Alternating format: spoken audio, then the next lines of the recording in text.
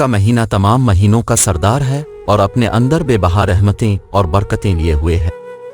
اسی مبارک مہینے کے لیے 1400 سال قبل مسجد نبی صلی اللہ علیہ وسلم کے بلند ممبر سے حضرت محمد مصطفیٰ صلی اللہ علیہ وآلہ وسلم نے اپنی امت کو یہ خوشخبری سنائی تھی: لوگوں، رمضان کا مہینہ برکت و رحمت اور مغفرت کے ساتھ تمہاری طرف آ رہا ہے۔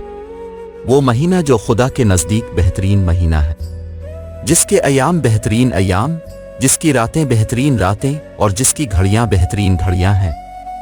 اس مہینے میں تمہاری سانسیں ذکر خدا میں پڑھی جانے والی تسبیح کا ثواب رکھتی ہے، تمہاری نیندیں، عبادات، اعمال مقبول اور دعائیں مستجاب ہیں۔ یہ مہینہ نہایت ہی شان و شوکت والا ہے۔ اس مہینے کی عظمت دیگر تمام مہینوں سے زیادہ ہے۔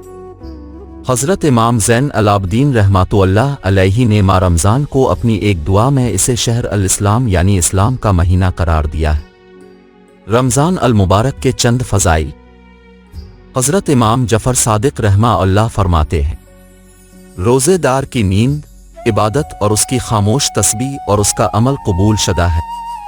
اس کی دعا مستجاب ہوگی اور افطار کے وقت اس کی دعا رد نہیں کی جائے گی۔ رمضان کی خصوصیات۔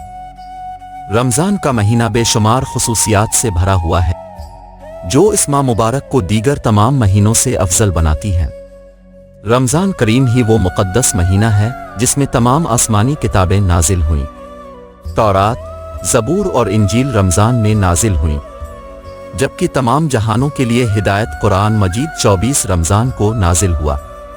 بعض روایات میں ہے کہ صحیفہ ابراہیم یکم رمضان کو نازل ہوا۔ دوستوں، رمضان کریم وہ واحد مہینہ ہے جس کا ذکر قرآن کریم میں موجود ہے۔ قرآن کی سورہ بقرہ کی آیت 185 میں اس ماہ کی خصوصیت بیان کرتے ہوئے خداوند عالم فرماتا ہے، جس کا مفہوم کچھ اس طرح سے ہے: رمضان وہ ہے جس میں قرآن نازل کیا گیا، جو لوگوں کے لیے ہدایت ہے اور جس میں ہدایت اور حق و باطل کی تمیز کی نشانیاں موجود ہیں۔ تم میں سے جو شخص اس مہینے کو پائے وہ روزہ رکھے، ہاں جو شخص بیمار ہو یا سفر میں ہو تو اسے دوسرے دنوں میں یہ گنتی پوری کرنی چاہیے۔ اللہ تعالیٰ تمہارے لیے آسانی چاہتا ہے اور سختی نہیں چاہتا۔ تم روزوں کی تکمیل کرو اور اللہ تعالیٰ کی دی ہوئی ہدایت پر اس کی بزرگی بیان کرو، شاید تم شکر گزار ہو جاؤ۔